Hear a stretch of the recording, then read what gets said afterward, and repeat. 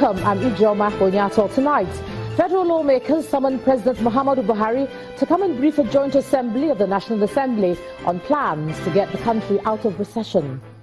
President Muhammadu Buhari asked the political class to build on the success of the 2015 general elections to nurture the country's democratic process. Gunmen stormed Model College in Ekwe, Lagos State, take away 4 students, a teacher and a vice principal. And more than 100 people are killed by Hurricane Matthew in Haiti.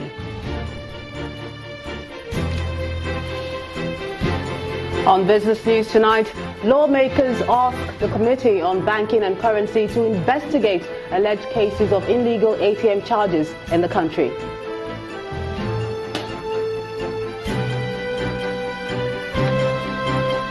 And on Sports News tonight, League Management Company confirms Heartland FC's relegation from the Nigeria Professional Football League.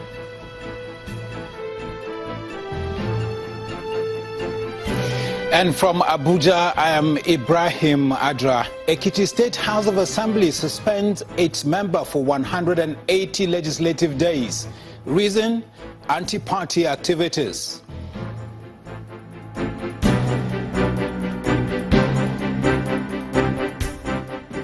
We begin in Abuja, where the National Assembly has agreed to invite the President to brief lawmakers on the state of the nation's economy. The federal lawmakers in the upper chamber came to this resolution after a voice vote. The House of Representatives had earlier thrown their weight behind the recommendation. They believe there is the need for the President to clarify the actual state of the economy in view of alleged conflicting signals coming from some members of the executive on strategies being implemented to get the country out of recession.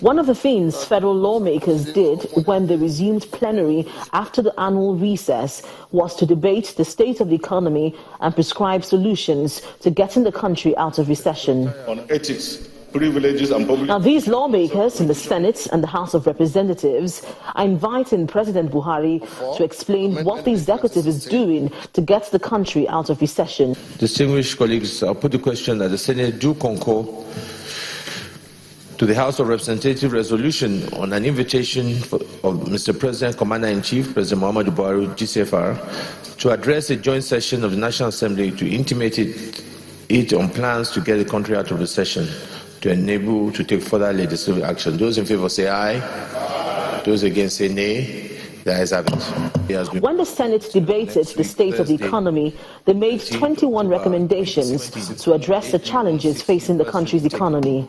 They include that the fiscal and monetary authorities must harmonize all policies that lower interest rates for investors in the real sector and small and medium-scale farmers. Government should adopt peaceful means in the Niger Delta to restore Nigeria's oil production back to 2.2 million barrels per day. The federal government should negotiate foreign concessionary borrowing agreements to cover shortfalls in the 2016 budget. The federal government should leverage the use of pension and insurance funds to provide long-term capital and lending for agriculture, industry and housing projects. This Honorable Ahmed Yarima. The House of Representatives also at Thursday's legislative proceedings concurred with these resolutions by the Senate. So those in favor of the motion say aye. Those against it say nay. Ayes have it. The Senate has also passed 8 bills received from the House of Representatives for concurrence. The bills, which are primarily amendments to existing laws, are expected to strengthen the enforcement mechanisms in sectors of the economy that can help boost internally generated revenue and address the current economic recession in the country. Linda Akibe, Channels Television News. The President has called on the political class to build on the outcome of the 2015 presidential elections to nurture the nation's democratic process. President Muhammadu Buhari was speaking at an award ceremony in Abuja with the theme Democracy, Political Transition and the Challenge of Leadership. Our State House correspondent Chukuma Onekwuse reports. That Nigeria did not disintegrate following the 2015 general elections is still a surprise to many political watchers. Thanks to that phone call made by former President Dr. Goodluck Jonathan conceding defeat to President Muhammadu Buhari, who, for the first time, defeated an incumbent president in a keenly contested election. thanks to the doggedness of the electoral umpire led by Professor Adahiru Jega. These three men, including about 17 others, were among some distinguished Nigerians in this hall who were honored for playing their parts well in their different life endeavors. Former President Dr. Goodluck Jonathan sent a representative for the awards, while Professor Jega and President Muhammadu Buhari file out live for the awards.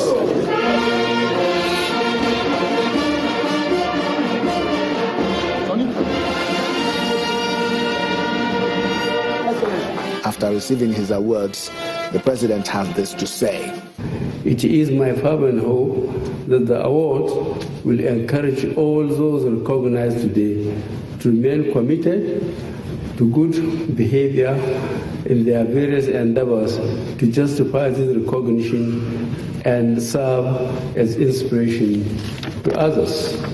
The peace that follows the election was midwifed by, among others, the former military head of state, General Abdusalami Abubakar.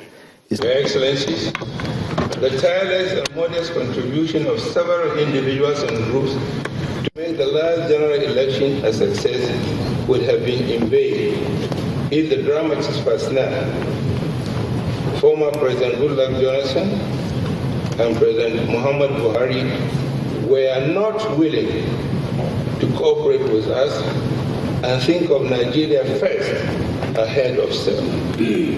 Or if the head of the Independent National Electoral Commission at that time, Professor Adahiru Jega, who is also being honored, failed to execute his statutory tasks with firmness. Congratulations to all. While history will continue to remember some presidents for top term, President Jonathan will forever be remembered for this statesmanship. I've observed personally on every hand that there are plenty of change agents dedicating their talents to destruction and evil. Those are not the change agents that we are looking for. There has to be someone who sees a need and realizes that he has tucked away in a package under his arm exactly what's necessary to make everyone in our situation better off. Political observers look beyond the struggle for power. They say their words will be more meaningful when promises made to Nigerians by these politicians begin to manifest in the various areas. Chukuma Onwekusi, Channels Television News. And staying with the president's itinerary, well, he also met with the Speaker of the House of Representatives, Yakubu Dogara. The meeting in the president's office in the State House lasted for about an hour, and when it was over, Honorable Dogara declined to speak with journalists on the purpose of the visit. The Speaker was also among those who were honored at the Leadership Awards alongside President Muhammadu Buhari. He, however, left midway into the ceremony to attend to what the organizer described as other pressing national duties. The Vice President, Professor Yemi Oshibajo, says massive corruption that existed in the armed forces over the years is the major reason the Boko Haram insurgents ravaged the northeast with relative ease. The Vice President, who was speaking in Kaduna today, said the failure of the previous administration to provide the needed equipment and other forms of welfare for the military ensured that the terrorists had their way over a long period of time. He, however, said the recent successes recorded by the military is as a result of the present administration's determination to equip the military and rid the institution of corruption. Our security problems have their origins and outcomes in both corruption and the economy. The economy itself is impacted by both corruption and security, and corruption affects both the economy and security. Boko Haram's influence would not have spread if the military response had not been hampered by the failure of the then government and military establishment to provide equipment and supplies and even the basics for troop welfare. Today, we now know that the reason for this was perhaps the largest and most cynical procurement corruption in our history. The misappropriation of sums in excess of $15 billion. In the result, over 20,000 people have died in the Northeast and over 2 million displaced. Over 75,000 children are orphaned, and every day, as our gallant troops free hamlets and settlements where Boko Haram held captives, we see thousands of severely malnourished children, several dying daily. The humanitarian crisis is considered one of the worst in the world today. Nigeria's Vice President, Professor Yemi Oshibajo. In other security matters, a teacher, a vice principal and 4 students of the Model College in the Ekpe area of Lagos have been kidnapped by gunmen. According to the Commissioner of Police in Lagos, Mr. Fatai Owosheni, 8 persons were earlier kidnapped, but 2 of them were swiftly rescued by the police operatives. He said efforts are on to rescue the others, while operatives of the Special Anti-Robbery Squad have been deployed to the area. Our correspondent Oreoluwa Shonibare reports. When parents come to see their wards at Model College Igbonla in the Ekpe axis of Lagos, the reasons fall in the lines of PTA meetings, sport days, or to pick them for the holidays. But today, that is not the case, as what has prompted their visit is fear, from a chilling rumor that turns out to be true.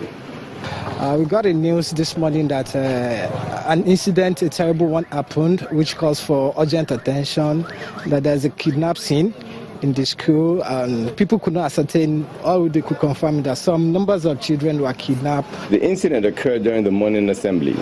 Gunmen stormed into the school premises, shooting sporadically.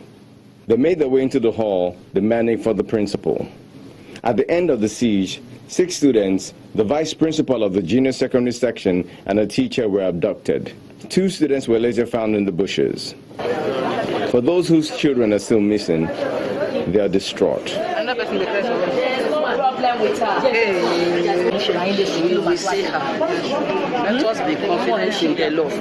The heavy presence of security agents shows the magnitude of the situation, as kidnapping is fast gaining notoriety. We want everybody to be here as soon as possible. The Commissioner of Police calls on parents to vacate the premises. He gives little away on the strategies to be deployed, but is optimistic that they will be rescued. Give us that understanding, the support. We've also talked to the parents of the children that are involved, and we're at work. This parent is not impressed with the whole security arrangement of the school. I would expect that there should be more alive to the security, particularly of institutions having boarding facilities and in remote areas like Ebola. Students watch the scenes from a distance, unsure what the next move will be. The Deputy Governor of Lagos, who doubles as the Commissioner for Education, is also here and disturbed about the whole matter. She seeks audience with the students behind closed doors. I need to speak to those students. She returns with words to soothe the nerves of all. It's equally instructive for us to tell all the parents that are agitating that they want to take away their children. The government who have been looking after these children, the ministry that have been looking after these children will continue to take care of them. What we have is an incursion, and once we have that, what do? You also face that incursion and, of course, deal with it appropriately. And I have no doubt in my mind that the operatives would do so. The grounds are littered with socks from the commotion of the morning. Picking up the pieces will be difficult, knowing that children, schoolmates and colleagues are still missing. And as these parents make their way out in tears, they're not going to sleep, but to begin a session of prayers that all who have been adopted are rescued. Oreoluwa Shonibare, Channels Television News. A very troubling trend indeed. And in part 2, after the break, 55 years after its formation, the Nigerian Guild of Editors commissions its permanent secretariat here in Lagos. Who joins us?